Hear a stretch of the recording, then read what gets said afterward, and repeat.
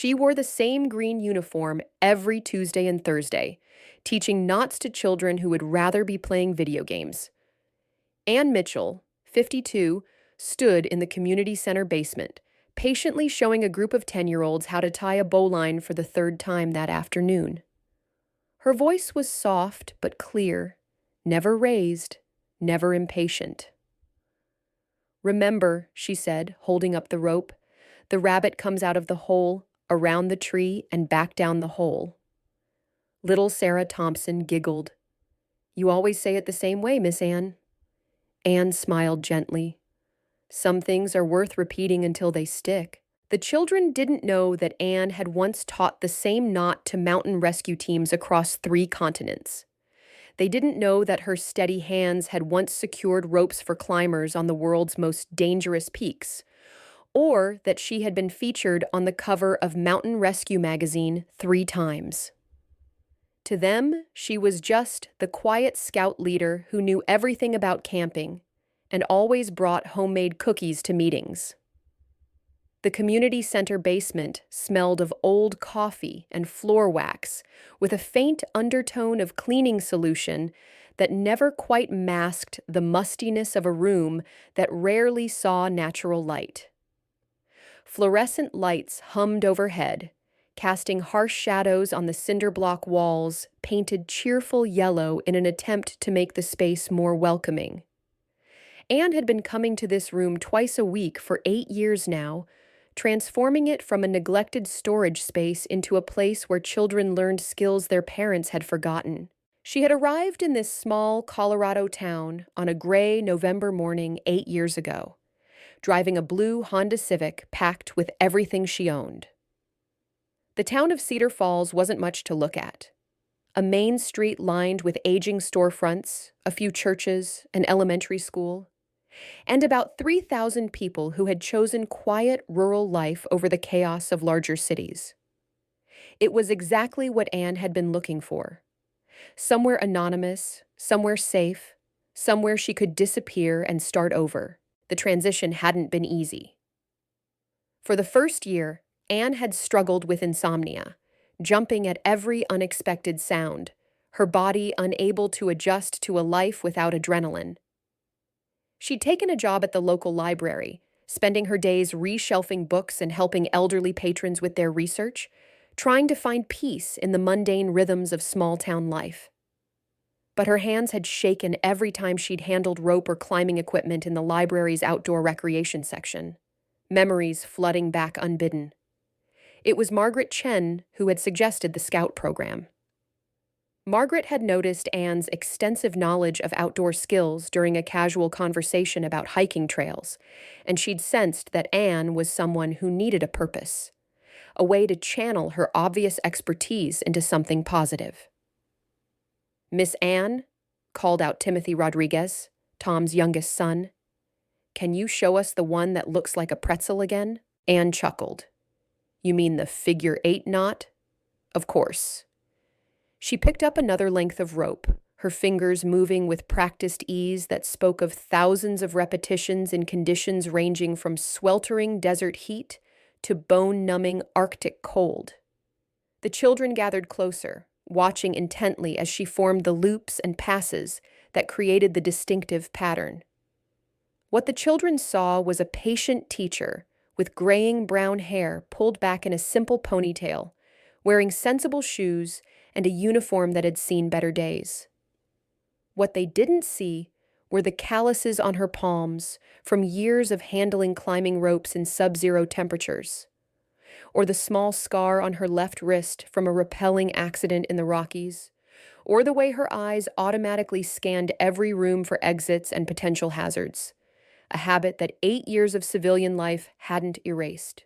Her fingers worked the rope with unconscious precision, muscle memory taking over as her mind wandered to other knots, other ropes, other times when the difference between life and death had hung on something as simple as whether a knot would hold under pressure. She'd tied this same figure 8 thousands of times on mountainsides around the world.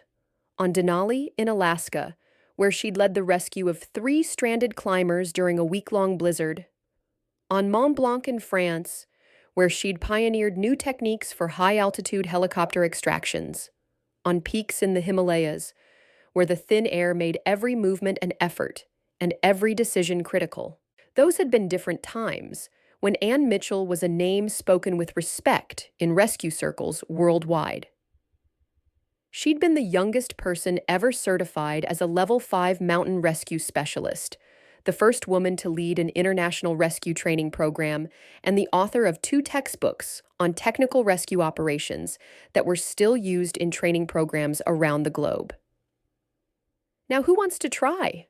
Anne asked, handing the rope to Emma Rodriguez, Tom's daughter.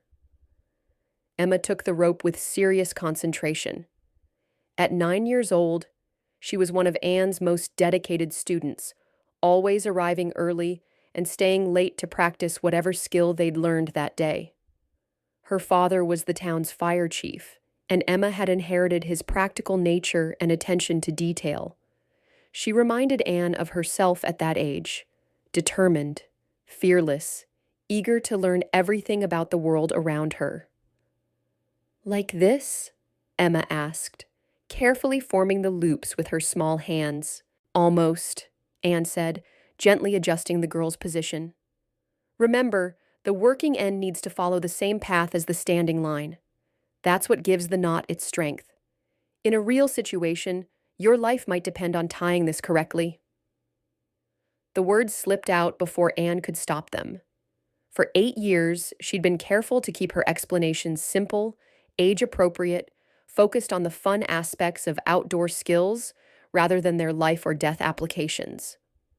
But watching Emma's intense concentration, seeing the same drive to master essential skills that had once motivated Anne herself, she'd momentarily forgotten where she was. Emma's eyes widened with excitement rather than fear. "Really? When would I use this knot to save someone's life?" Anne felt the familiar tightness in her chest that came whenever her 2 worlds, past and present, threatened to collide. "Well," she said carefully, "if you were rock climbing and needed to secure yourself to an anchor point, or if you were helping someone who had fallen and needed to be lifted to safety." "Have you ever saved someone's life, Miss Anne?" asked Marcus Williams, doctor, William's 10-year-old son. He was a quiet boy who rarely spoke up in group settings, but he'd been watching Anne with unusual intensity throughout the meeting. The question hung in the air as 12 pairs of eyes fixed on Anne's face. She could feel the weight of their curiosity, their trust, their assumption that she would give them an honest answer. These children had been coming to her meetings for months or years, learning skills that most adults had never mastered, trusting her knowledge without question. Anne's mind flashed through a catalog of rescues she'd participated in over her 15-year career. There was the avalanche in Switzerland where she'd dug out a family of 4 with her bare hands. The rockfall in Yosemite where she'd rappelled down a cliff face to reach an injured climber. The whiteout conditions on Mount Washington where she'd led a team through zero visibility to find lost hikers. The helicopter crash in the Canadian wilderness where she'd kept 3 people alive for 6 days until help arrived. "Everyone has opportunities to help others," Anne said finally. "The important thing is being prepared when those opportunities arise." It was a careful non-answer, the kind of deflection she'd perfected over the years. But as she watched the disappointment flicker across several faces, Anne felt a pang of guilt. These children deserved better than evasion, but the truth was too complicated, too painful, too dangerous to her carefully constructed new identity. The truth was that Ann Mitchell had saved 127 lives during her career in mountain rescue. She knew the exact number because she'd kept a private journal, recording not just the successful rescues, but also the failures, the close calls, the decisions that haunted her dreams. Each entry included details about the weather conditions, the technical challenges, the teamwork required, and most importantly, the lessons learned that could be applied to future operations. As Emma worked through the knot, Anne noticed the way the girl's tongue stuck out slightly in concentration, the same expression she'd seen on the faces of rookie rescue workers learning the same skills years ago. The thought brought a familiar pang of nostalgia mixed with something darker, a grief that time had dulled but never fully healed. She remembered teaching these same knots to Jake Morrison, who had been her second in command and closest friend before Devil's Peak. Jake had been a natural teacher himself, with an easy way of explaining complex concepts that made him popular with new recruits. He'd planned to start his own rescue school after retirement, combining technical training with wilderness education for young people. Lisa Chen had been different, quiet, methodical, brilliant at problem-solving under pressure. She'd been working on her medical degree part-time while serving on the rescue team, planning to specialize in wilderness medicine.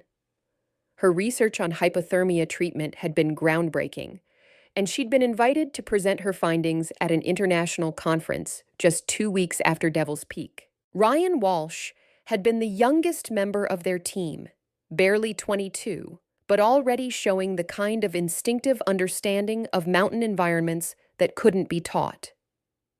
He'd grown up climbing with his father, who'd been killed in a mountaineering accident when Ryan was 16. Joining the rescue team had been his way of honoring his father's memory while pursuing his passion for the mountains. All three of them had trusted Anne's judgment completely. When she'd made the decision to take the shorter, more dangerous route on Devil's Peak, none of them had questioned it. They'd followed her into the avalanche zone because they believed in her leadership, her experience, her track record of bringing everyone home safely. After the children left that Thursday evening, Anne cleaned up the community center as she always did. She folded the camping chairs, put away the compass and maps, and swept the floor with methodical precision. The routine was comforting, meditative even.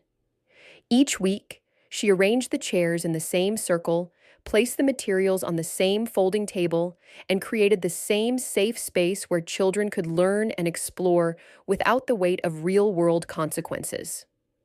But tonight, the routine felt different.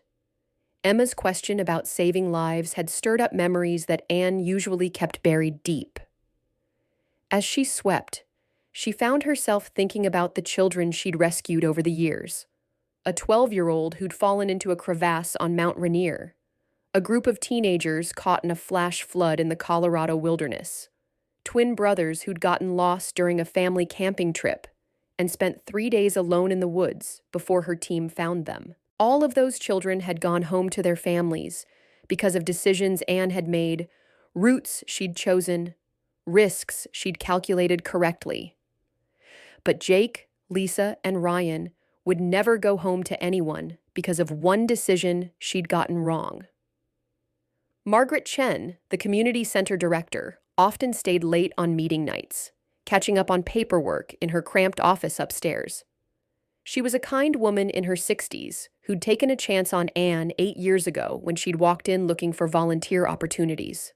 Margaret had asked few questions then, sensing that Anne was someone who needed a fresh start, someone running from something but trying to run towards something better. Margaret had her own story of loss and recovery. Her husband had died in a car accident 15 years earlier, leaving her to raise their teenage daughter alone while managing the community center on a shoestring budget. She'd thrown herself into her work, finding purpose in creating programs that brought people together and strengthened community bonds. When Anne had appeared at her door, clearly competent but carrying some invisible burden, Margaret had recognized a kindred spirit. "Another good meeting?" Margaret asked, appearing at the bottom of the stairs as Anne finished sweeping. "They're getting better with the knots," Anne replied. "Emma Rodriguez tied a perfect bowline today on her first try. Marcus Williams is showing real aptitude for compass work. Her father will be proud. Tom's been saying the kids are learning more practical skills in your meetings than he learned in his first year as a volunteer firefighter." Margaret paused, studying Anne's face with the gentle persistence of someone who'd spent decades working with people. We've never really talked about what you did before you moved here. You have such a natural way with outdoor skills, such confidence with technical things. Anne's hand stilled on the broom handle for just a moment, a pause so brief that most people wouldn't have noticed it. But Margaret had learned to read people over her years of community work, and she caught the subtle tension that crossed Anne's features. I did some hiking when I was younger, Anne said, giving the same vague answer she'd been perfecting for 8 years. Picked up a few things along the way. It was technically true, as far as it went. She had done some hiking. If you counted scaling peaks in the Himalayas, the Andes, the Alaska Range, and mountain ranges on every continent. She had picked up a few things, if you counted advanced technical rescue training from institutions in Switzerland, Canada, and New Zealand, wilderness medicine certification that had required 2 years of intensive study, team leadership experience managing operations involving dozens of personnel, and expertise in high-altitude rescue operations that had made her one of the most respected names in the international rescue community. Before Devil's Peak, Anne had been on track to become the director of mountain rescue operations for the entire western United States. She'd been offered positions with the National Park Service, international humanitarian organizations, and private companies that specialized in extreme environment operations. Documentaries had been made about her rescues, and she'd been invited to lecture at universities and training centers around the world. All of that had disappeared the day she'd submitted her resignation. She'd walked away from a career that had defined her identity for 15 years, from colleagues who respected her, from work that had given her life meaning and purpose. She'd done it because she couldn't live with the weight of her failure, because every time she'd looked at rescue equipment or heard about a mountain emergency, she'd seen Jake's face disappearing beneath the avalanche snow. Margaret had learned not to push when Anne gave her that particular tone.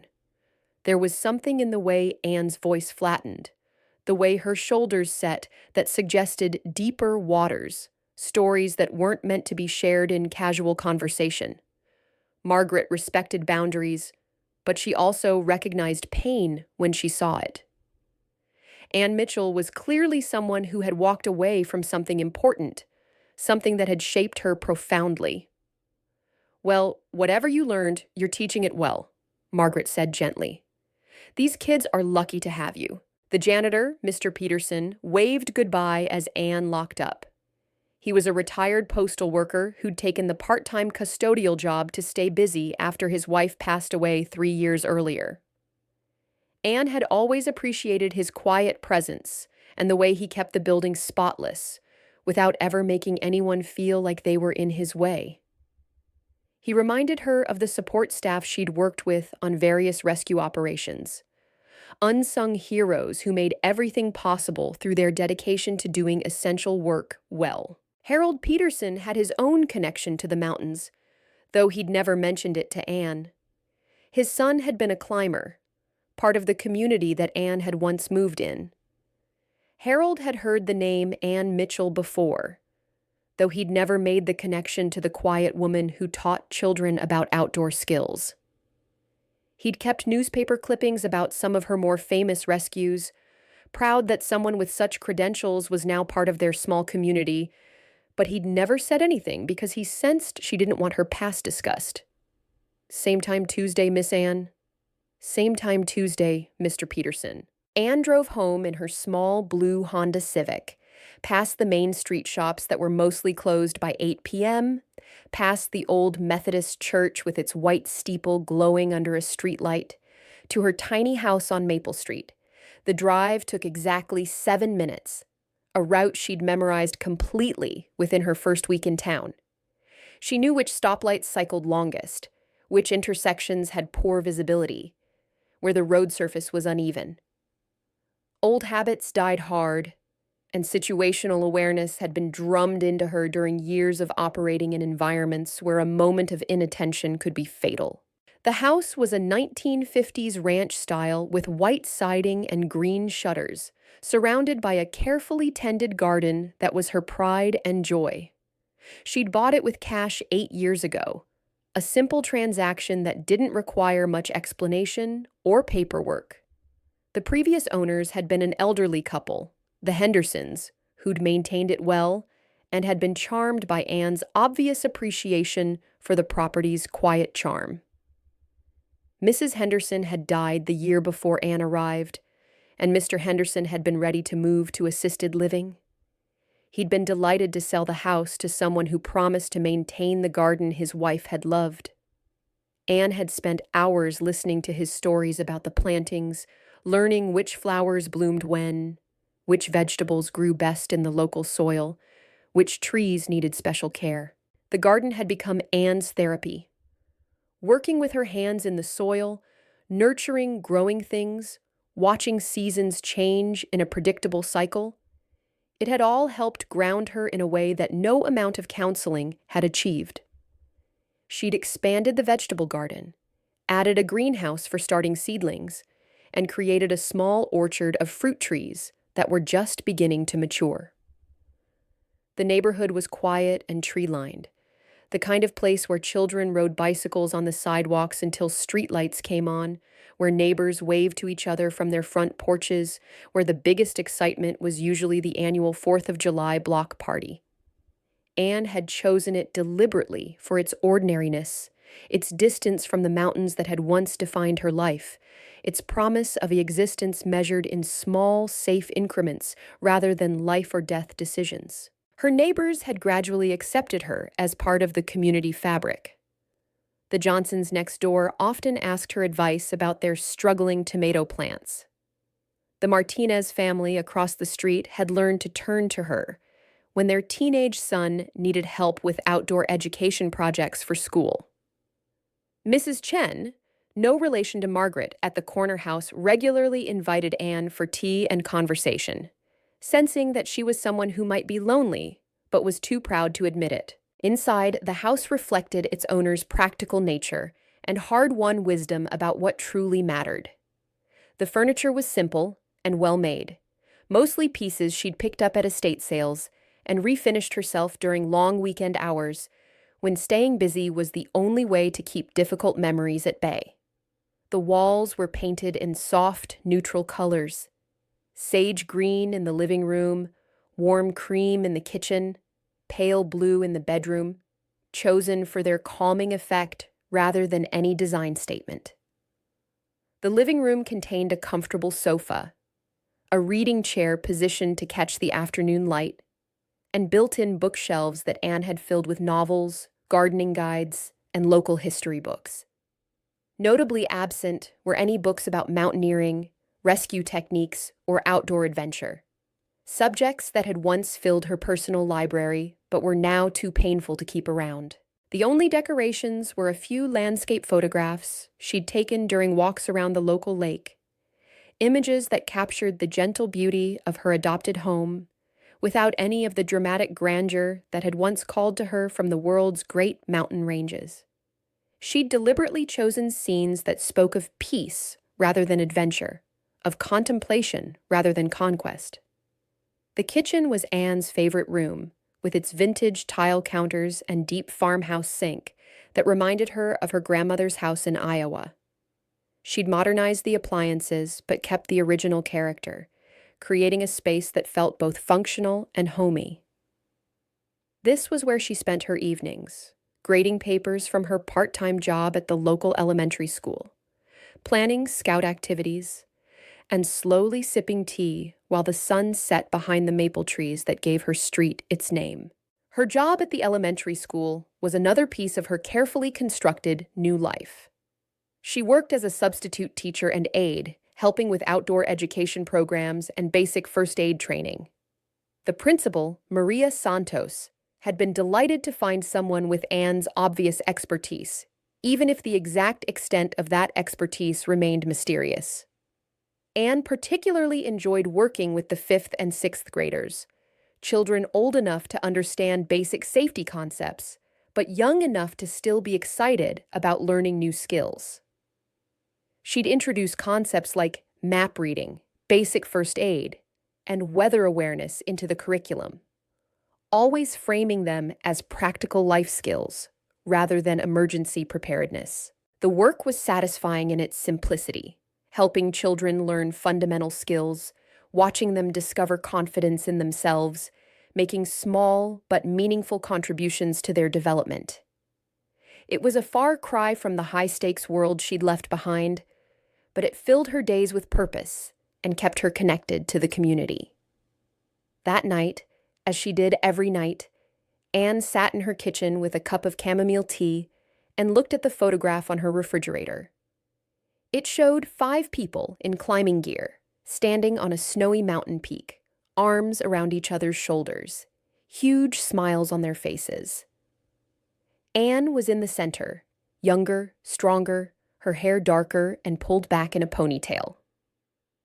The photo was dated 15 years ago, taken on a successful rescue mission in the Canadian Rockies, where they'd saved a family of climbers caught in an unexpected blizzard. But it wasn't the success she remembered when she looked at that photo. It was what came after. The missions that didn't go as planned, the decisions that haunted her sleep, the gradual accumulation of losses that had worn away at her confidence, and finally, the day everything changed on a mountain called Devil's Peak. That single photograph contained her entire former life. The joy, the camaraderie, the sense of purpose, and ultimately, the crushing weight of responsibility that had driven her away from everything she'd once loved. The photo had been taken by Maria Santos, the veteran rescuer who'd survived Devil's Peak along with Anne and David Harrison.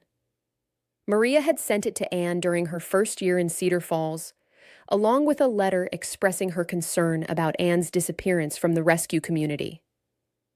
Anne had never responded to the letter, but she'd kept the photo, unable to throw away the last tangible reminder of the person she used to be. She touched the frame gently, tracing the faces of friends she hadn't spoken to in 8 years, then turned away and went to bed.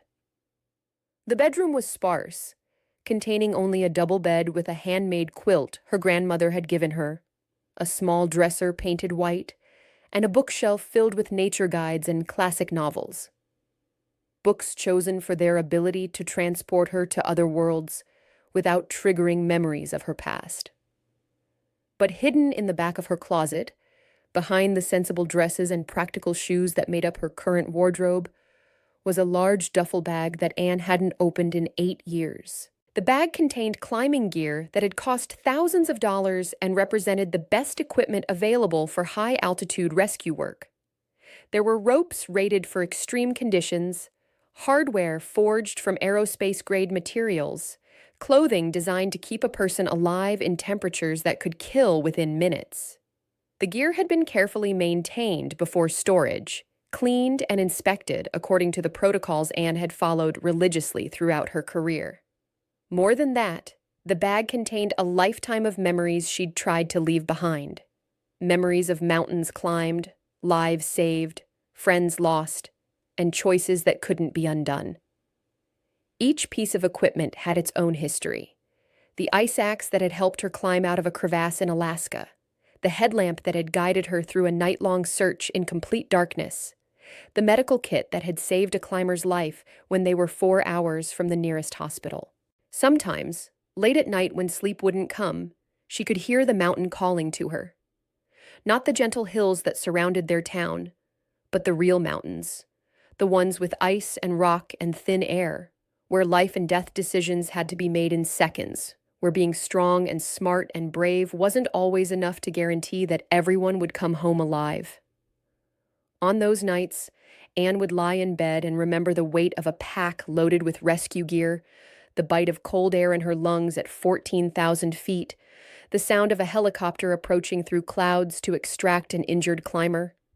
She would remember the absolute clarity that came with emergency situations, the way time seemed to slow down, and every detail became crystal clear when lives hung in the balance. She would remember the satisfaction of a successful rescue, the moment when someone who had been given up for lost was brought back to safety. The relief on family members' faces when they learned their loved one would survive, the quiet pride that came from knowing her skills and training, had made the difference between life and death. But those memories always led back to Devil's Peak, to the moment when her confidence had been shattered and her faith in her own judgment had been destroyed. The mountains that had once been her sanctuary had become the source of her greatest pain, and the skills that had once given her life meaning had become reminders of her failure. But those were thoughts for the darkness. In the morning, she would wake up and tend her garden and drive to the community center, where children would be waiting to learn how to tie knots and read compasses and build fires safely. It was a good life, a quiet life, and most days it was enough to keep the memories at bay. The next morning started like any other Friday. Anne woke at 6 a.m., as she had every day for 8 years, and followed the same routine that had become as natural as breathing. Coffee first, strong and black, drunk standing at the kitchen window while she watched the sunrise paint the eastern sky. Then 20 minutes in her garden, checking on plants, pulling weeds, connecting with the earth in a way that grounded her for whatever the day might bring. October in Colorado brought crisp mornings and the first hints of color in the leaves. Her tomatoes were finally ripening, fat red globes that would soon need to be harvested before the first frost. The late-season flowers she'd planted in spring were putting on a final show before winter. Purple asters, golden marigolds, deep red chrysanthemums that glowed like jewels in the morning light. Gardening had become Anne's meditation, a way of staying present in the moment rather than drifting back to memories of other mountains, other seasons, other lives. There was something deeply satisfying about nurturing growing things, about the patient work of tending and waiting and trusting in natural processes. It was the opposite of rescue work, where everything happened in compressed time, where success or failure was measured in minutes or seconds. The weather forecast had been calling for possible storms over the weekend, and Anne made a mental note to harvest the remaining tomatoes that afternoon. Weather awareness was an instinct she couldn't turn off, even in her civilian life. She automatically noted wind direction, cloud formation, barometric pressure changes, information that had once been critical for planning rescue operations, but now only served to help her protect her garden. She was watering her tomatoes when her phone rang. The sound was jarring in the peaceful morning air, cutting through the gentle sounds of birds and rustling leaves like an alarm. Anne felt a familiar twist of anxiety in her stomach.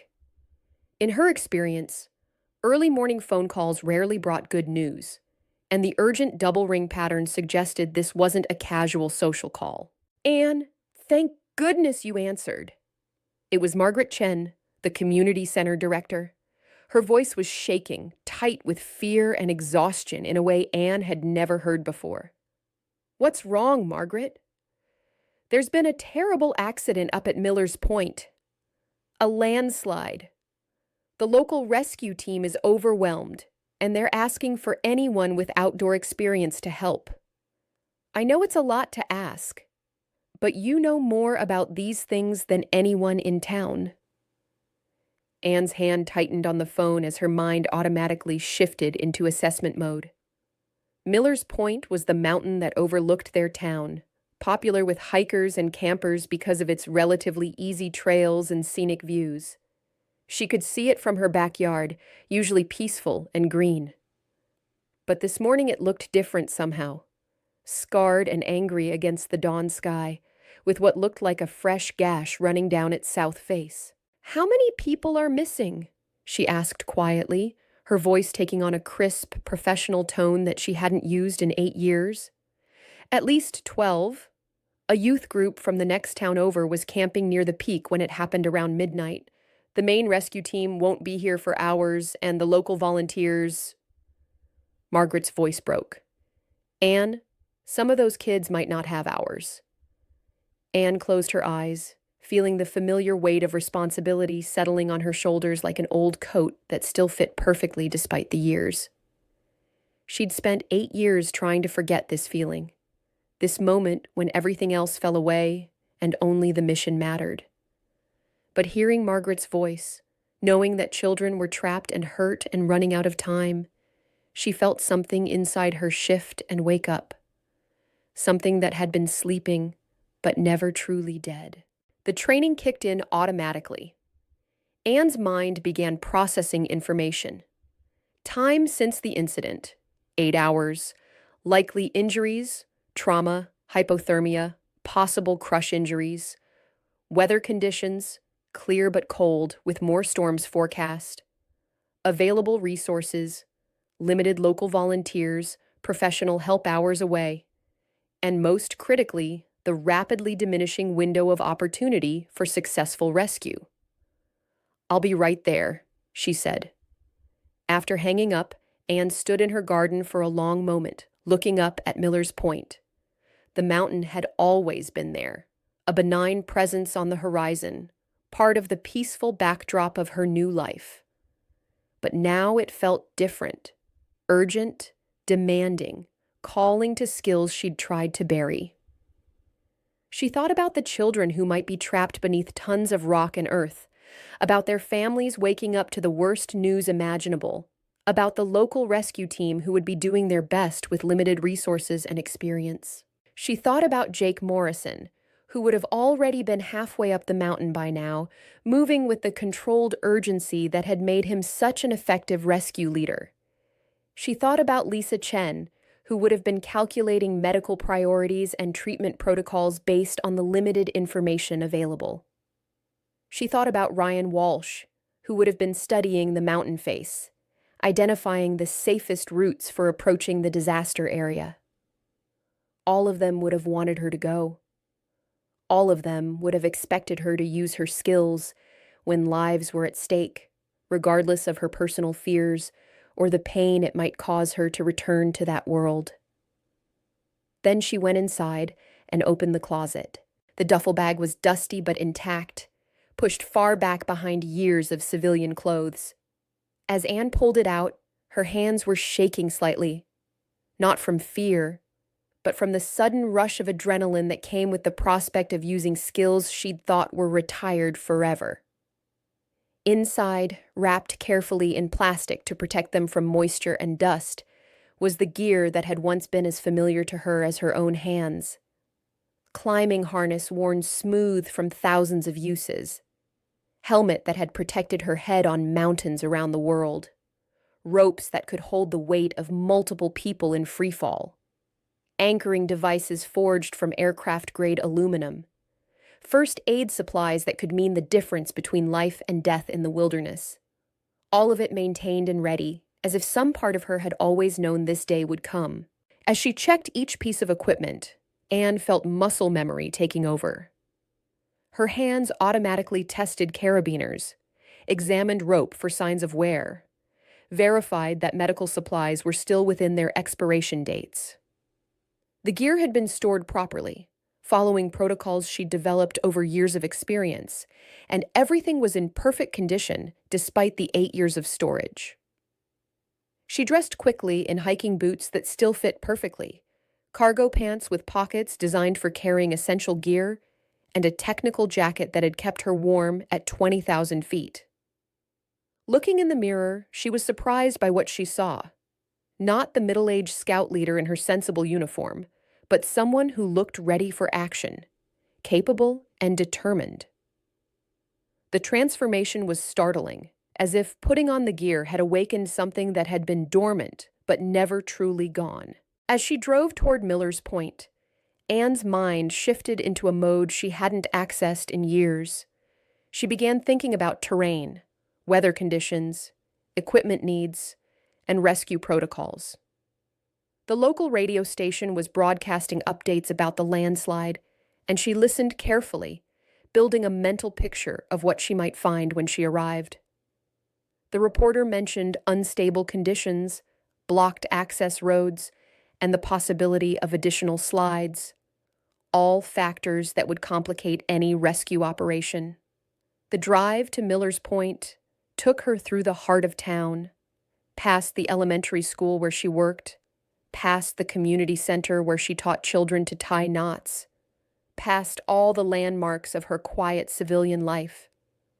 But her mind was already in the mountains, already calculating angles and distances and the physics of moving heavy objects in unstable terrain. She passed the coffee shop where she sometimes stopped for her morning cup, the bookstore where she'd spent countless quiet afternoons, the park where she'd taught informal outdoor skills classes during summer months. All of it seemed to belong to someone else now, someone who had the luxury of a peaceful, safe existence while children were trapped and dying on the mountain above. 30 minutes later, Anne stood at the base of Miller's Point with the local volunteer rescue team. They were good people, firefighters, EMTs, experienced hikers, but she could see the uncertainty in their eyes as they looked up at the mountain. The landslide had torn a massive scar down the south face, leaving behind unstable rock, fallen trees, and somewhere in that chaos, trapped people who were running out of time. The scale of the destruction was immediately apparent. What had once been a gentle slope covered with pine trees was now a raw wound of exposed rock and scattered debris. Boulders the size of cars had been tossed around like pebbles, and trees that had stood for decades lay broken and scattered across the mountainside. The scar was at least 300 yards wide and extended nearly 1,000 feet down the mountain face. Anne's trained eye automatically assessed the scene. The main debris field showed signs of recent movement, indicating ongoing instability. The fracture pattern in the exposed rock suggested that additional slides were possible, especially with the weather front moving in. Most critically, she could identify likely areas where people might have survived. Pockets protected by large trees or rock formations that could have created survivable spaces beneath the debris. "The trail's completely blocked," said Tom Rodriguez, the fire chief and Emma's father. His usually calm demeanor was strained, and Anne could see the weight of command pressing down on him. "We've got 3 teams trying to find alternate routes, but it's dangerous up there. The whole slope could come down again." Anne studied the mountain with eyes that hadn't forgotten how to read terrain, even after all these years. She could see the paths that others missed, the signs of where the rock was stable and where it wasn't. More importantly, she could see the route that would get rescuers to the trapped campers fastest, while minimizing risk to the rescue team. It was like reading a map written in stone and earth, a skill that came back to her as naturally as breathing. "There's an old climber's route on the east face," she said quietly. "It's steep, but it might be our best shot at reaching the slide area without crossing unstable ground." Tom looked at her with surprise. "You know about climbing routes?"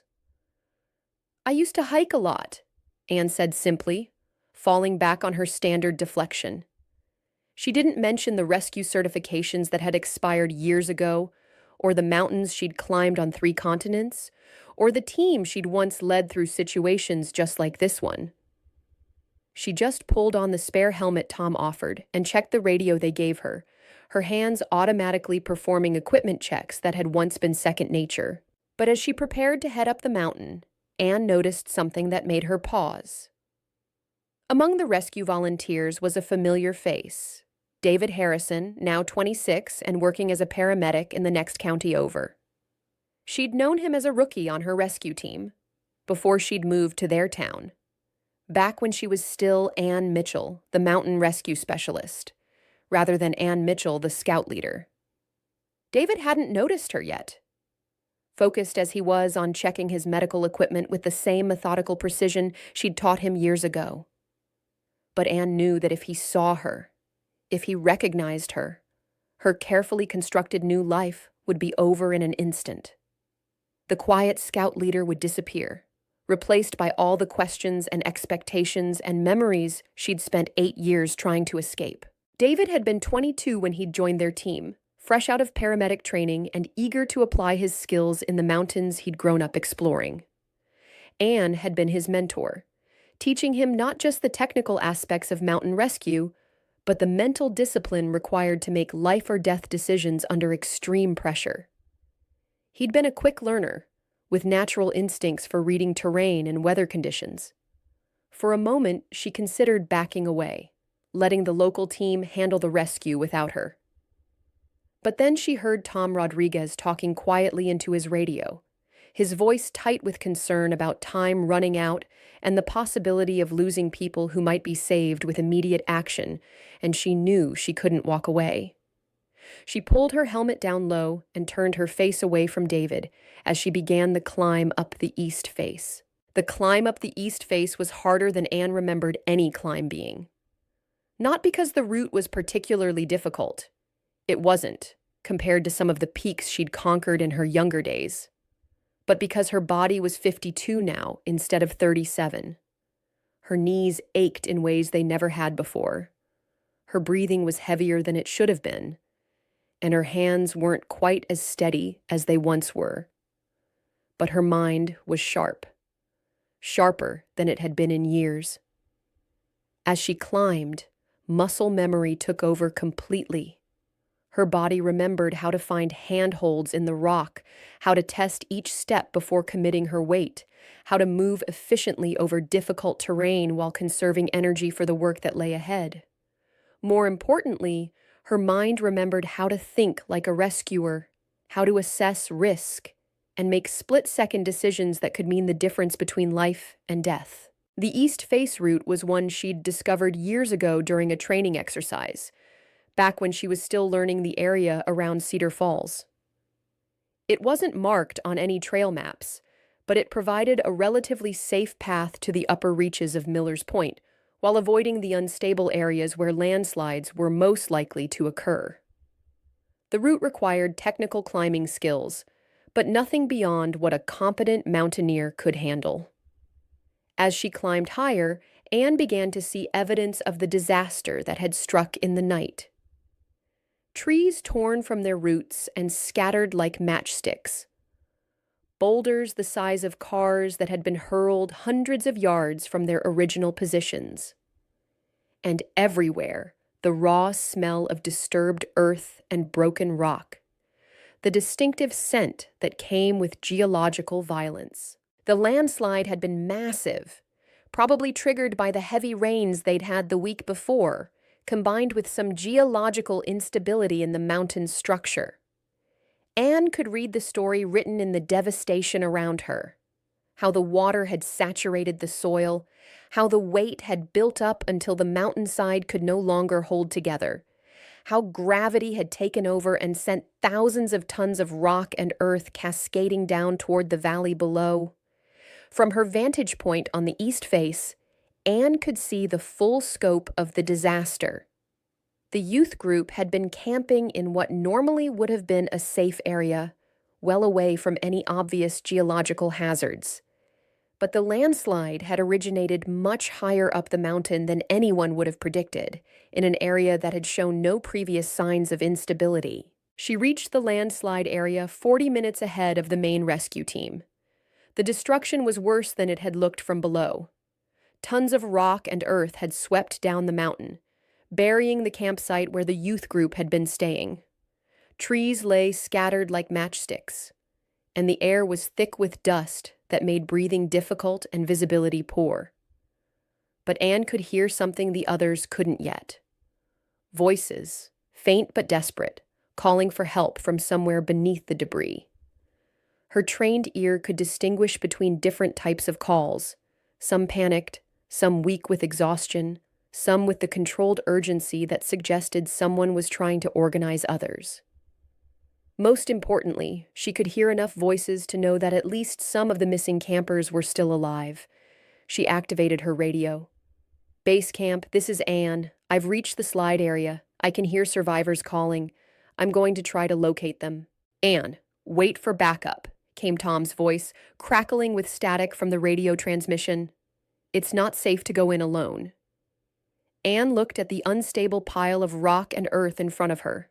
Tom was right. It wasn't safe.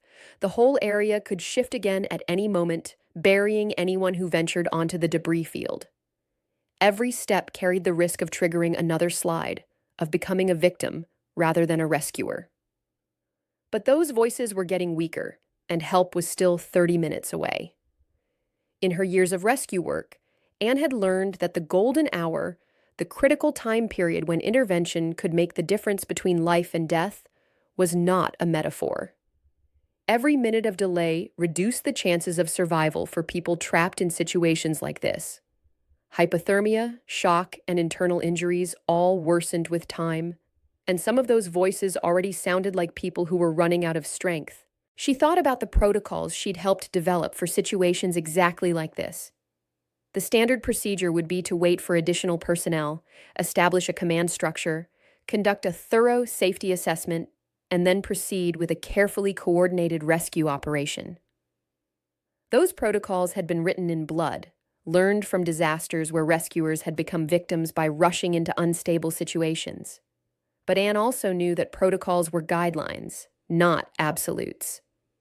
The best rescue leaders understood when to follow the rules and when the situation demanded calculated risks. Standing at the edge of the debris field, listening to voices that were growing weaker with each passing minute, she made the same kind of decision that had defined her career and that had haunted her since Devil's Peak. "I'm going in," she said, and turned off the radio. For the next 20 minutes, Anne worked her way carefully across the debris field, testing each step, listening for voices, looking for any sign of the trapped campers. The work was methodical and dangerous. Every piece of debris could shift without warning. Every step could trigger another collapse. Every decision had to balance speed against safety. The terrain was like nothing she'd encountered before. Unlike avalanche debris, which was mostly snow and could be dug through relatively quickly, this landslide had created a chaotic mixture of rock, earth, and vegetation that was both unstable and incredibly difficult to move. Each potential rescue site required careful assessment to determine whether excavation was possible without causing further collapse. She found the first one, a teenage boy named David, pinned under a fallen log but conscious and able to talk. He was 17, a senior in high school from a town 50 miles away, part of a church youth group that had come to Miller's Point for a weekend camping trip that had turned into a nightmare. "Help me," he whispered when he saw her. "I can't feel my legs." "It's going to be okay," Anne said, her voice calm despite the danger around them. "I'm going to get you out of here. What's your name?" "David. David Peterson. Is anyone else okay? My friends?" "I'm going to find them," Anne promised. "But first, let's get you free." She had no proper equipment, no hydraulic jacks, no cutting tools, no medical supplies beyond basic first aid materials. But she had something more valuable: experience. She knew how to use the terrain itself as a tool, how to create leverage with rocks and branches, how to move heavy objects safely without causing further injury to trapped victims. Working carefully, she used a combination of smaller rocks as fulcrums and a sturdy branch as a lever to lift the log just enough to pull David free. His legs weren't broken, just pinned and numb from poor circulation. She helped him to a safe spot away from the unstable debris and went looking for the others. The second victim she found was Sarah Martinez, a camp counselor in her 20s, who had been sleeping in a tent when the landslide hit. Her tent had been knocked down, but not buried, and she was trapped inside with several fallen branches across the collapsed fabric, disoriented, but largely uninjured. "Thank God," Sarah gasped when Anne cut through the collapsed tent fabric with her rescue knife. "I thought I was going to suffocate. How many others are there? I had 12 kids in my group." "I'm going to find them all," Anne said with a confidence she didn't entirely feel, helping Sarah out of the wreckage. "Can you walk?" "I think so. My ankle hurts, but I can move." Anne helped Sarah to the safe area where David was waiting, then continued her search. The debris field was larger than a football field, with wreckage scattered in all directions by the chaotic forces of the landslide. Finding people buried beneath tons of rock and earth required a combination of skill, experience, and luck that Anne knew she might not possess anymore. But Anne had developed techniques over the years for searching disaster sites efficiently. She listened for sounds, voices, tapping, movement beneath debris. She looked for signs of human presence, pieces of clothing, camping gear, anything that might indicate where people were trapped. Most importantly, she followed the logical patterns of how the landslide would have moved, predicting where victims were most likely to be found based on the physics of flowing debris. The third rescue was more complex. She found Michael Stevens and James Liu, two teenage boys who had been caught under a pile of rocks, but were able to help with their own rescue once Anne showed them how to move safely. Michael had a dislocated shoulder, and James was suffering from a head injury that had left him confused and disoriented. "We were in our sleeping bags when it hit," Michael explained, as Anne fashioned a sling for his arm using strips of torn fabric. Everything just started shaking, and then there was this horrible noise like the whole mountain was falling down. "Where were the others sleeping?" Anne asked. "Sarah was in the tent over there," James said, pointing to where Anne had already found the counselor. "The girls were in tents on the other side of the fire pit. I don't know where they ended up." Anne left the boys with David and Sarah and continued her search. The area where the girls' tents had been was now buried under several feet of debris, but she could hear faint tapping sounds that indicated someone was alive beneath the rubble. Working with increasing urgency, she began carefully removing rocks and earth, following the sound of the tapping. The work was exhausting and dangerous. Each piece of debris she moved could destabilize the entire pile, potentially crushing whoever was trapped beneath.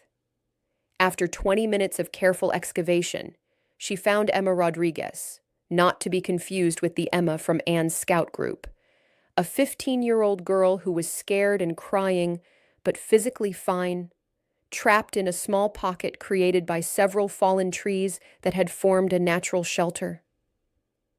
"I've been hitting rocks together," Emma sobbed as Anne helped her out of the cramped space. "I didn't know if anyone could hear me." "You did exactly the right thing," Anne assured her. "That's how I found you." By the time the main rescue team arrived, Anne had located 8 of the 12 missing campers and moved them all to a safe area away from the unstable debris. She was dirty, exhausted, and bleeding from a dozen small cuts, but she was still working, still searching for the 4 who remained missing. "Anne!" Tom Rodriguez's voice called out as he and his team reached the landslide area. "Are you all right?" She looked up from where she was digging carefully through a pile of rocks, following the sound of faint tapping that suggested someone was alive and conscious enough to signal for help. 8 accounted for, still looking for 4 more. Tom stared at her in amazement. "How did you... by yourself? This is incredible work." Anne didn't answer. She was listening to something else, the faint tapping sound coming from beneath the rocks, a rhythmic pattern that meant someone was alive and conscious enough to signal for help. "Here," she said. "They're here." The rescue that followed was a textbook operation. With proper equipment and more hands to help, the remaining 4 campers were freed within an hour. The last group had been in a tent that was buried but not crushed, creating an air pocket that had kept them alive through the night. The final 4 victims were found together in what had once been a large family tent. Jessica Williams, 16, had a broken leg but was conscious and alert. Her younger brother Matthew, 14, was unconscious with a possible concussion but breathing steadily. Amy Chen, 15, had several broken ribs and was having difficulty breathing. The final victim, Robert Martinez, Sarah's nephew, was the most seriously injured, with what appeared to be internal injuries and signs of significant blood loss. David Harrison, who had now recognized Anne despite her efforts to avoid him, took charge of the medical triage. His training and experience showed as he quickly assessed each victim and prioritized treatment based on the severity of their injuries. "We need to get Robert out of here fast," he told Tom Rodriguez. "He needs surgery, and he needs it within the next few hours." All 12 survived, though several needed hospital treatment for their injuries. David Peterson had a broken arm and severe bruising. Sarah Martinez had a sprained ankle and mild hypothermia. Emma Rodriguez had minor cuts and was treated for shock.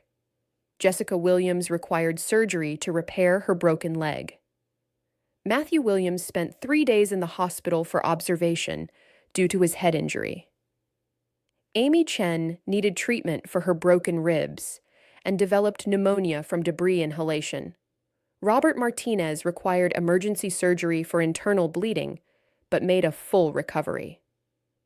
As the helicopters flew the injured to the regional medical center and the rest of the rescue team packed up their equipment, Tom Rodriguez approached Anne. She was sitting on a rock, finally allowing herself to rest, looking small and tired in her dirt-stained clothes. "I don't know how to thank you," he said. "What you did today. I've been doing this for 20 years, and I've never seen anything like it. Where did you learn to work like that?" Anne was quiet for a long moment, looking up at the mountain that had nearly claimed 12 lives. "I used to do this kind of work," she said finally, "a long time ago." "Rescue work?" "Mountain rescue, search and rescue. I was team leader for the Rocky Mountain Rescue Group for 8 years. Tom's eyes widened. "You're that Anne Mitchell? The one who led the rescue on Mount Harrison? And the expedition that saved those climbers in Alaska?" Anne nodded slowly. "That was me. But you disappeared. After the accident on Devil's Peak, you just vanished. Everyone wondered what happened to you." Anne's face grew dark. 3 good people died on Devil's Peak because I made a bad call. I decided it was time to step away. But you saved dozens of people over the years. You were a legend in the rescue community. "Legends don't get people killed," Anne said quietly. She stood up and brushed the dirt from her clothes. "I should head back. I have a scout meeting on Tuesday." Tom watched her walk away, this quiet woman who had just performed one of the most impressive rescues he'd ever witnessed, and who was now planning to go back to teaching children how to tie knots. David Harrison caught up with her before she reached her car. "Anne, wait." She turned reluctantly, knowing this conversation was inevitable. "I can't believe it's really you," David said. "When I heard about what happened up there, I thought the description sounded familiar, but I never imagined. You just disappeared after Devil's Peak. We all worried about you." "I needed to get away from all of it," Anne said simply. "Anne, what happened on Devil's Peak wasn't your fault. The investigation cleared you completely. The avalanche was a natural event that no one could have predicted. 3 people died because I chose the faster route. 3 people died because sometimes bad things happen, even when you do everything right. But you also saved 4 people that day, including me. And today you saved 12 more.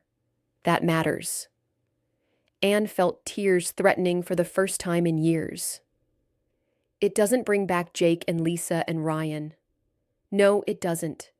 But hiding from who you are doesn't honor their memory either. They believed in you, Anne. They followed you because they trusted your judgment and your skills. What would they think about you walking away from all the good you could do?"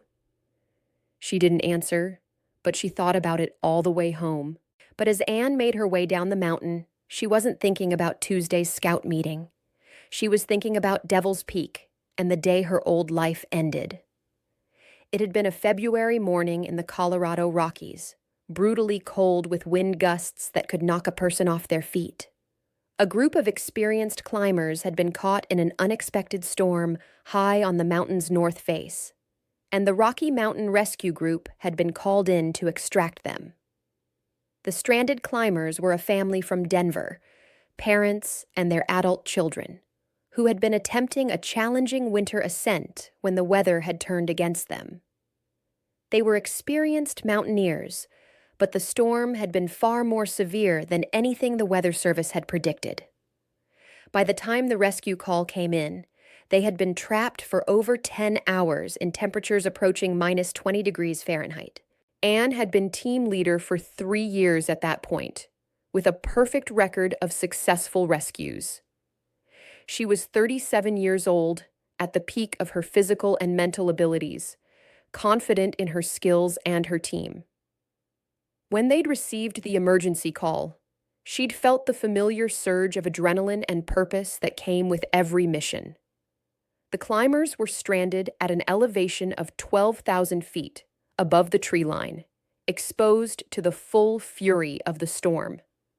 Conventional helicopter rescue was impossible due to the wind conditions, which were gusting to over 60 miles per hour. It would have to be a technical ground rescue, the most dangerous kind, requiring her team to climb up to the victims in the same conditions that had trapped them. Anne had studied the situation and identified 2 possible routes to reach the stranded climbers. The first was longer but safer, following established rescue routes that would minimize risk to her team. This route would take them around the western face of the mountain, avoiding the avalanche-prone areas, but adding approximately 2 hours to their response time. The second route was shorter and more direct, but it required crossing an area known for avalanche danger. This route would cut their response time significantly, potentially making the difference between reaching the stranded climbers while they were still alive versus finding their bodies the next day. Time was critical. The stranded climbers had been exposed to the storm for over 6 hours already, and hypothermia was becoming a serious threat. The weather forecast showed the storm intensifying through the night, with temperatures dropping even further and wind speeds increasing. Every minute of delay increased the risk that the rescue would become a body recovery operation. Anne had made the decision to take the shorter route. Her team had consisted of 5 people besides herself: Jake Morrison, her second-in-command and closest friend; Lisa Chen, a paramedic and experienced technical rescuer; Ryan Walsh, a young climber who was one of the strongest technical climbers on the team; Maria Santos, a veteran rescuer with 15 years of experience; and David Harrison, at that time a rookie who was eager to prove himself. Jake had questioned the route choice, expressing concern about the avalanche danger, but he'd ultimately deferred to Anne's judgment. That was how their team worked. They discussed options, but the team leader made the final decision, and everyone followed it without question. It was a system that had served them well on dozens of previous rescues. They'd made good time initially, moving efficiently across the difficult terrain despite the brutal weather conditions. Anne had felt confident in her decision. They were going to reach the stranded climbers in time, execute a successful rescue, and everyone would go home safely. The avalanche danger, while real, seemed manageable given the current snow conditions and weather patterns. They were less than half a mile from their destination when the avalanche hit. Anne had been in the lead, testing the route ahead, when she'd heard the distinctive crack that meant the snowpack was failing. The sound was unmistakable to anyone with mountain experience, a sharp report like a gunshot, followed by a deep rumbling that seemed to come from the mountain itself. She'd had perhaps 2 seconds to shout a warning before thousands of tons of snow came roaring down the mountainside. The avalanche had been triggered by a combination of factors: the recent heavy snowfall, the high winds that had created unstable wind slabs, and the additional weight of the rescue team crossing a particularly vulnerable slope. In retrospect, all the warning signs had been there. But they had been subtle enough that Anne had missed them in her focus on reaching the stranded climbers quickly. The avalanche had caught 3 members of her team: Jake, Lisa, and Ryan. Anne, Maria, and David had been far enough to the side to avoid the main flow, but they'd watched helplessly as their friends disappeared beneath the churning white mass. The avalanche had been massive, over 200 feet wide and carrying enough snow to bury a building. The rescue that followed had been a nightmare of frantic digging, desperate searching, and ultimately, heartbreaking failure. They'd found Jake first, buried under 8 feet of snow, unconscious but alive. His avalanche beacon had made him relatively easy to locate, and he'd been carrying a small air pocket that had kept him breathing. But Lisa and Ryan had been swept much further down the mountain by the avalanche flow. By the time they'd been located, over an hour later, it was too late. Lisa had been buried under 12 feet of snow with no air pocket. Ryan had been thrown against a tree by the force of the avalanche and had died instantly from his injuries. The stranded climbers they'd been trying to rescue had been found the next morning by another team, alive but suffering from severe frostbite and exposure. The father had lost 3 toes to frostbite, and the mother had required hospitalization for hypothermia. But all 4 family members had survived. The official investigation had cleared Anne of any wrongdoing. The avalanche had been triggered by natural conditions that were difficult to predict, not by any obvious error in judgment. The decision to take the shorter route had been within acceptable risk parameters, given the urgency of the situation and the lives at stake.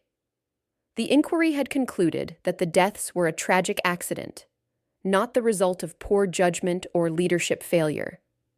But Anne had known better.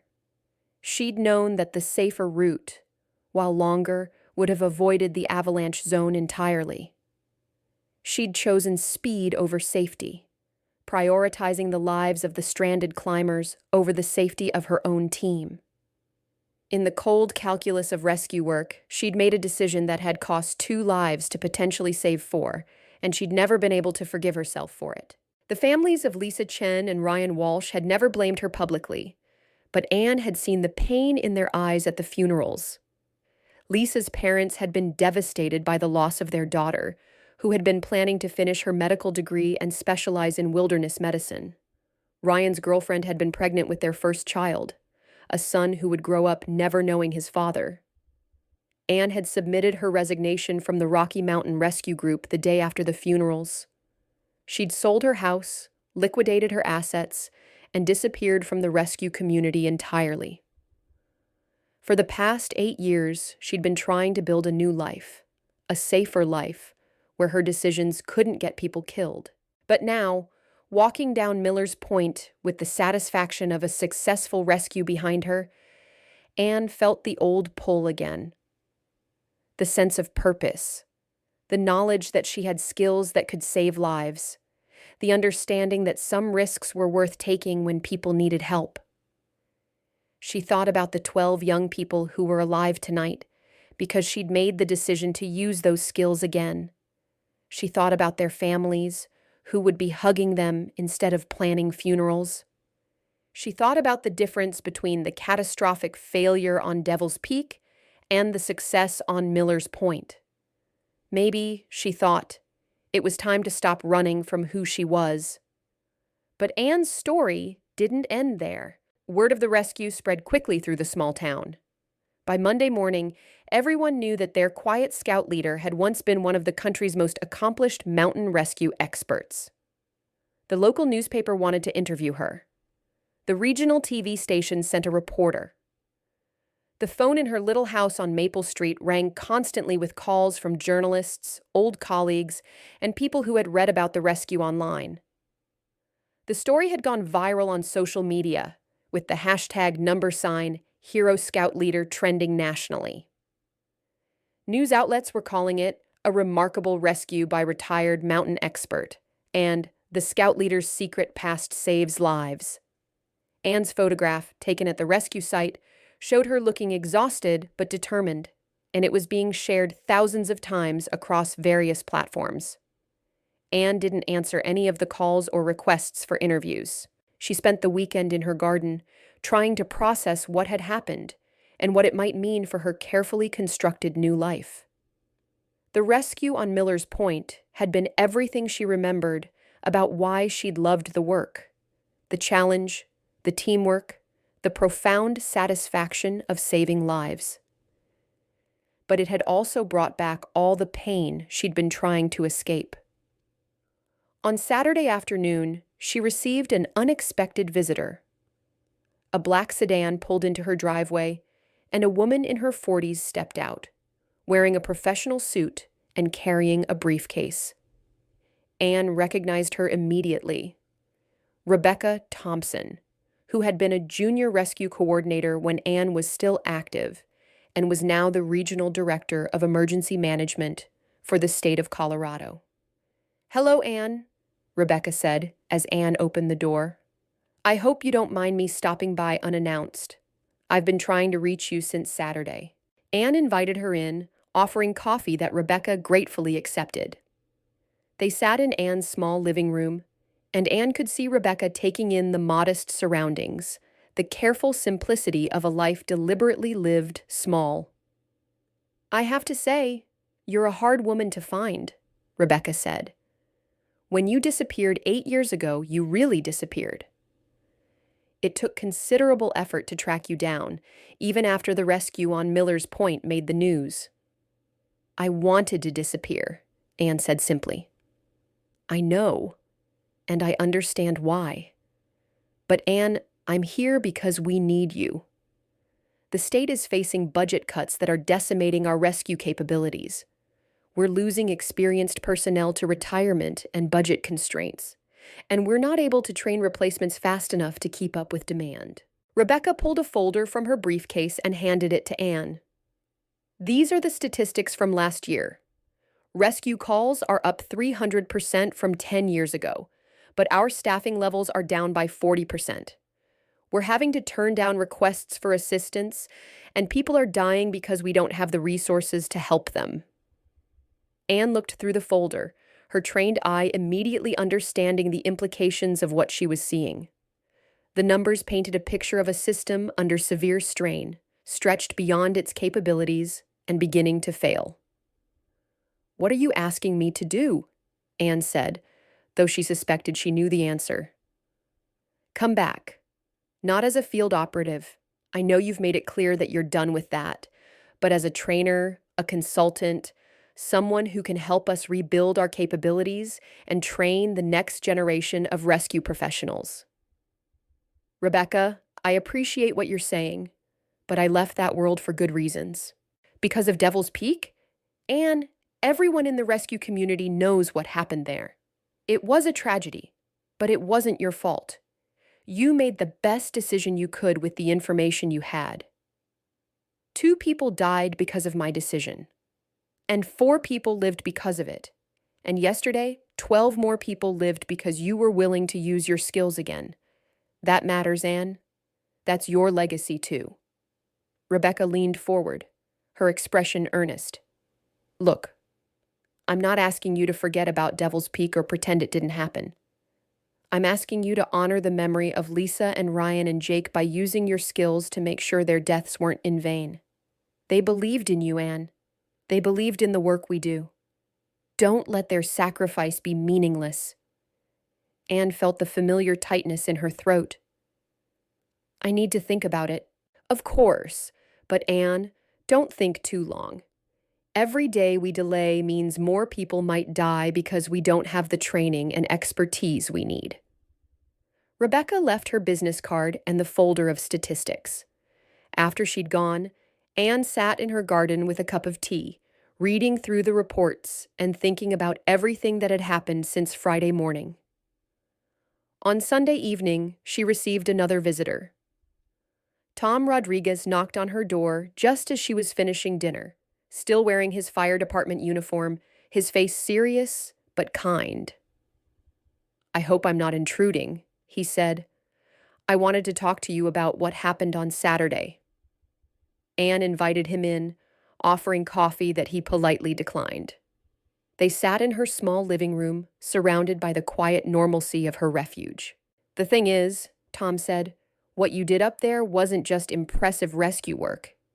It was the kind of expert-level response that our community has never had access to before. We're a small town, Anne.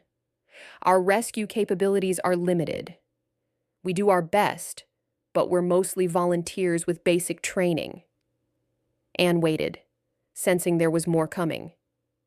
"I've been thinking about this all weekend," Tom continued. "We need someone like you, not just for emergencies like Saturday, but for training, for preparation, for building the kind of rescue capability that could save lives before disasters happen." "Tom, I appreciate what you're saying, but I left that world for a reason." "Because of Devil's Peak?" "I looked up the reports. I know what happened." Tom's voice was gentle but firm. "You made a judgment call under impossible conditions.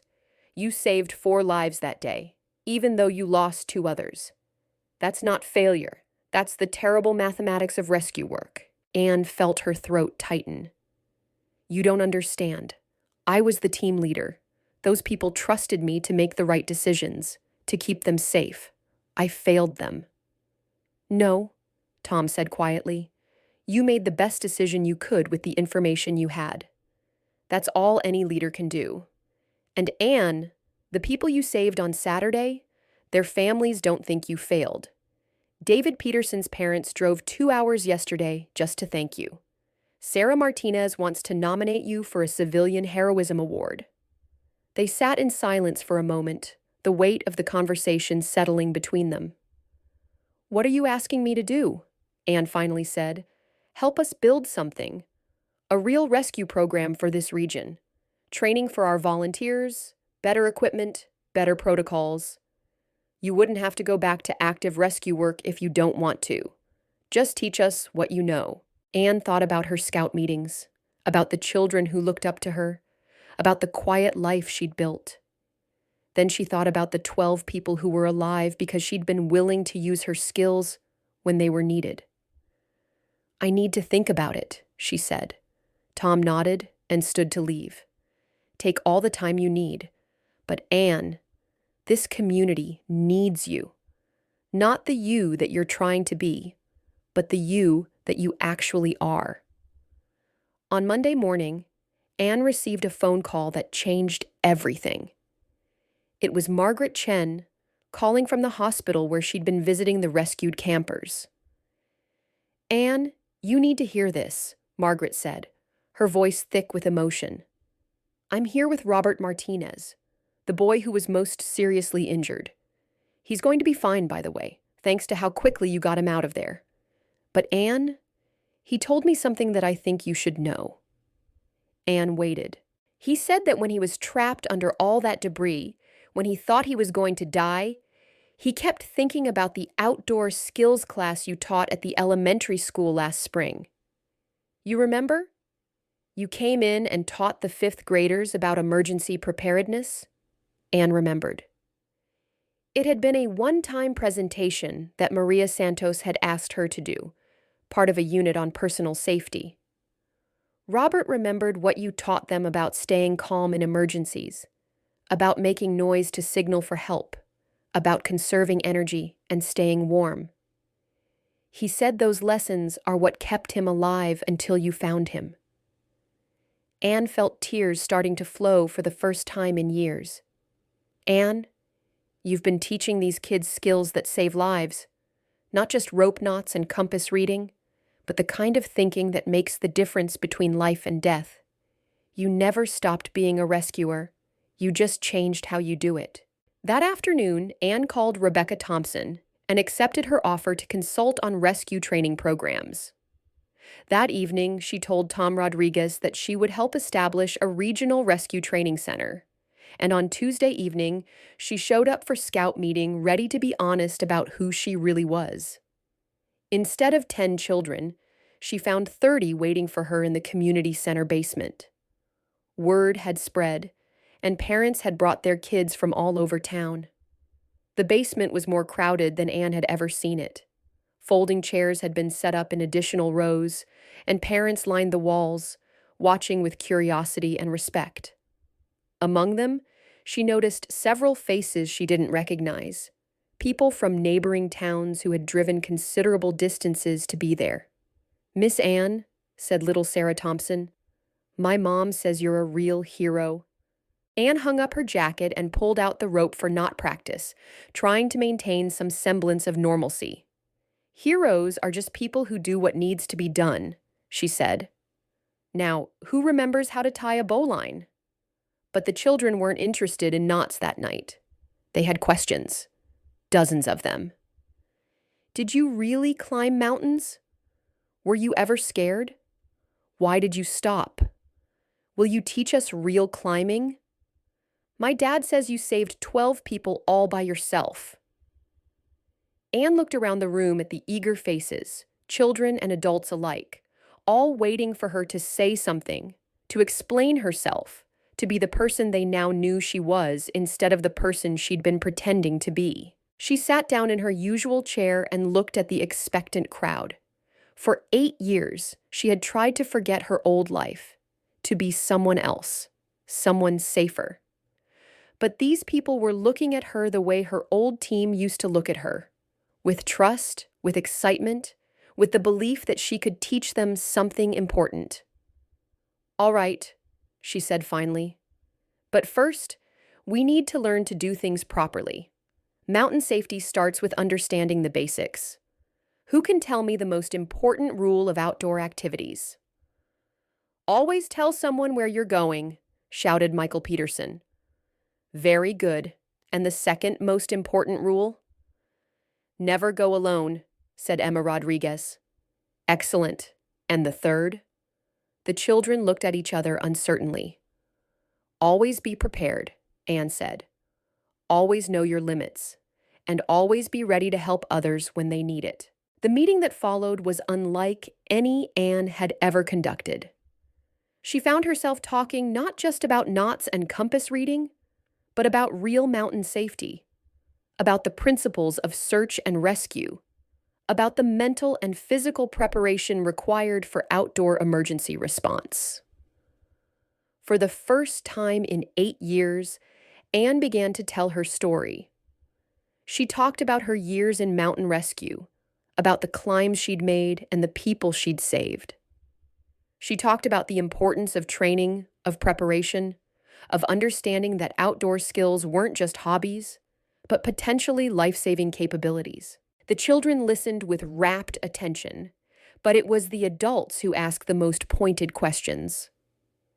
Tom Rodriguez was there with his wife, along with several other members of the volunteer fire department. Dr. Patricia Williams, the town's only physician, wanted to know about wilderness first aid techniques. Even Mayor Johnson had stopped by, clearly interested in the potential for improving the town's emergency response capabilities. As the evening wore on, Anne realized that something fundamental had shifted. She could no longer pretend to be just a scout leader who knew a few outdoor skills. The cat was out of the bag, and everyone in the room knew exactly who she was and what she was capable of. But instead of feeling exposed and vulnerable, as she'd feared she would, Anne found herself feeling energized in a way she hadn't experienced in years. These people weren't looking at her with pity or judgment over Devil's Peak. They were looking at her with hope and respect, seeing her skills as assets that could benefit their community. After the official meeting ended, several parents approached her with specific questions and requests. Maria Santos, the elementary school principal, wanted to know if Anne would consider developing a wilderness safety curriculum for the older students. Jim Patterson, who owned the local outdoor gear shop, offered to donate equipment for any training programs she might want to start. Most significantly, Tom Rodriguez pulled her aside as the crowd was dispersing. "Think about what I said yesterday," he told her. "What happened here tonight. This is what it could look like. People are hungry for this kind of knowledge, this kind of leadership. You could make a real difference." Over the following weeks, Anne's scout program evolved dramatically. She still taught knots and compass reading and camp cooking, but now she also taught real outdoor skills: basic rock climbing, wilderness first aid, weather reading, emergency preparedness.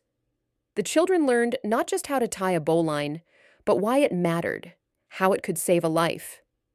The program grew rapidly. Parents started staying to watch the meetings, asking if they could participate in the lessons. Other adults from the community asked if they could join.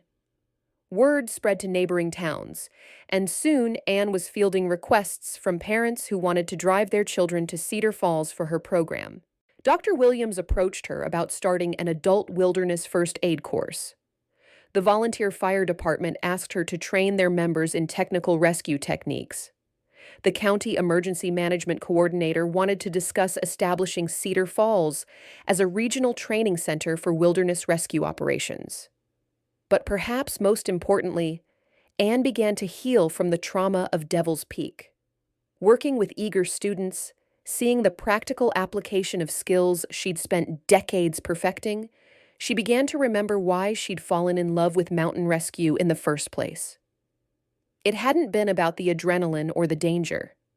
It had been about using her abilities to help others, about being prepared when disaster struck, about making a difference in the world.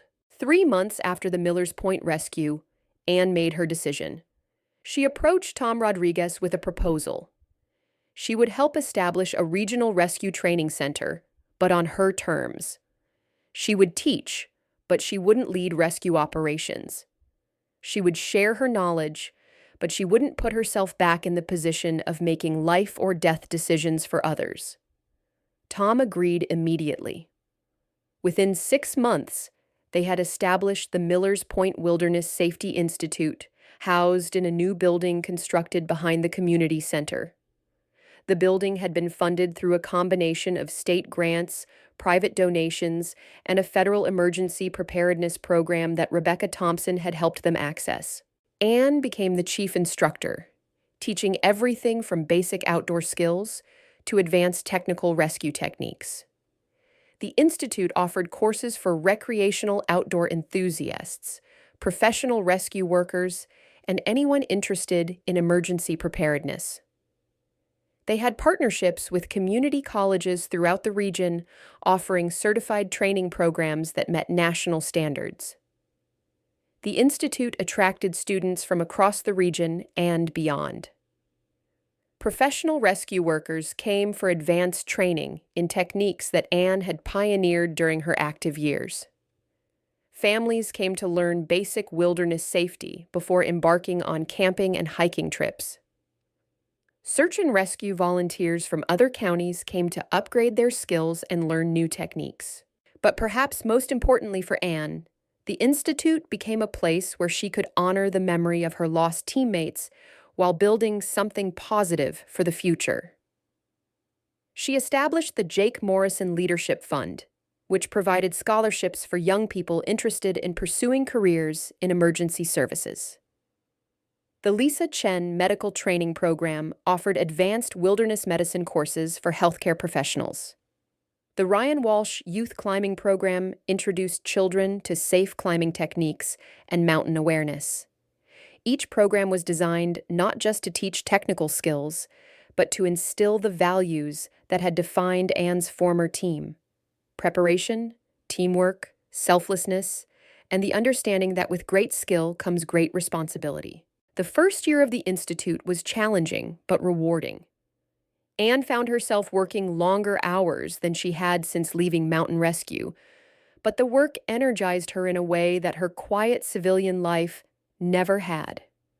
She was using her expertise to its fullest extent, passing on knowledge that could literally save lives, building something that would continue to benefit people long after she was gone. David Harrison eventually visited the Institute, bringing with him several other survivors of Devil's Peak. Their reunion was emotional but healing as they shared memories of Jake, Lisa, and Ryan while seeing how their legacy was being continued through Anne's work.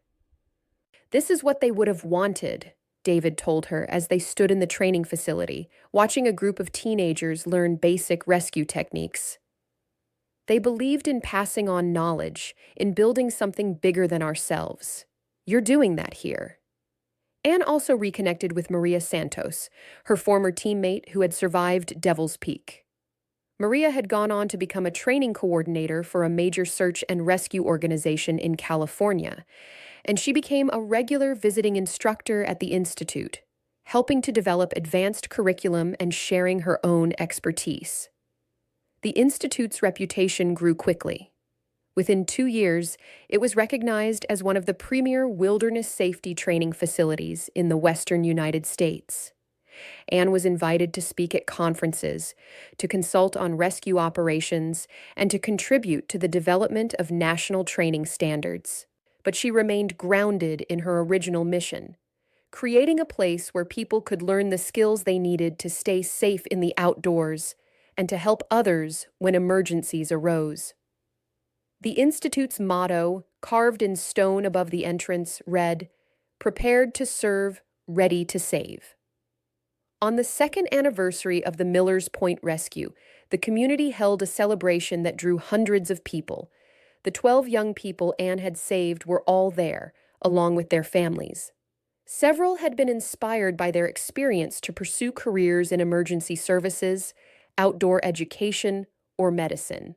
David Peterson had become an EMT and was planning to apply to medical school. Sarah Martinez had started a nonprofit organization focused on outdoor safety education for underserved communities. Emma Rodriguez was studying environmental science and hoped to work for the National Park Service.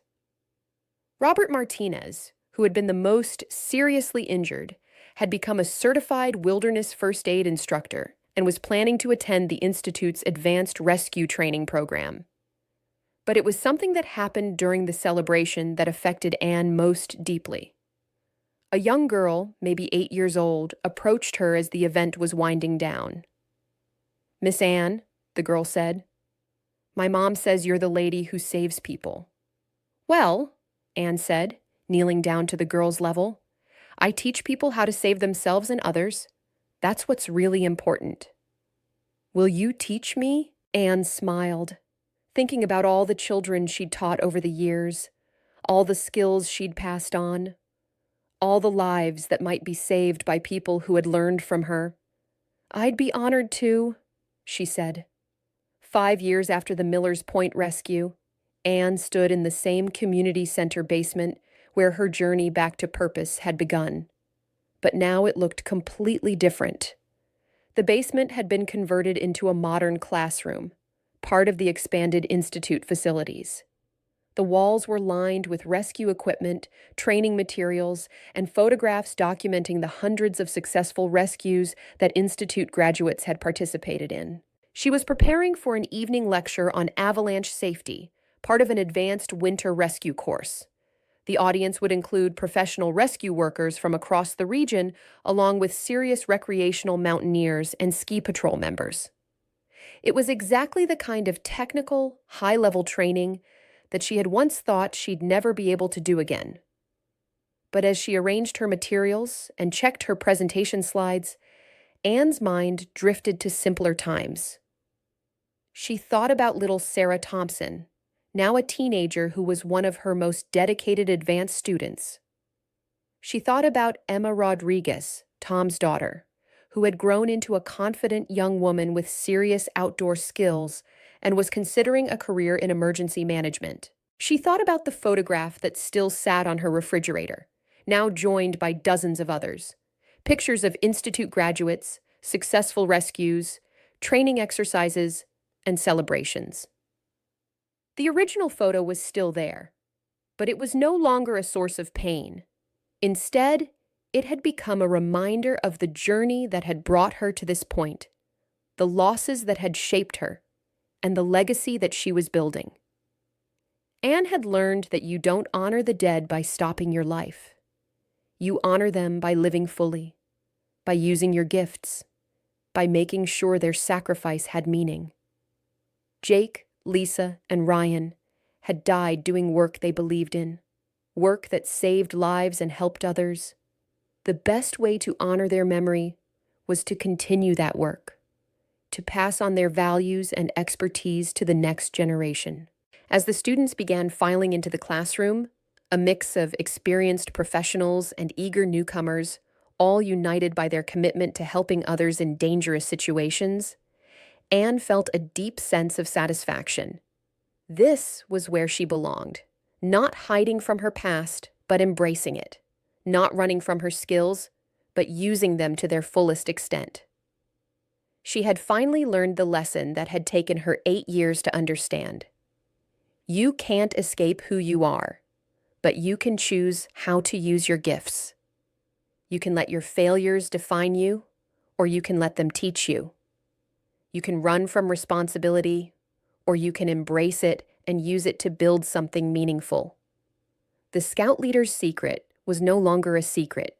It had become a story of redemption, of finding purpose after loss, of understanding that sometimes the most important rescues are the ones we perform on ourselves.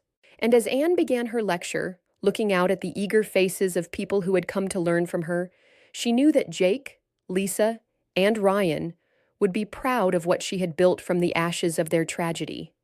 Their legacy lived on, not in her guilt and withdrawal, but in every life saved by someone who had learned from her, in every disaster averted by proper preparation, in every person who had been inspired to help others because they had learned that they could.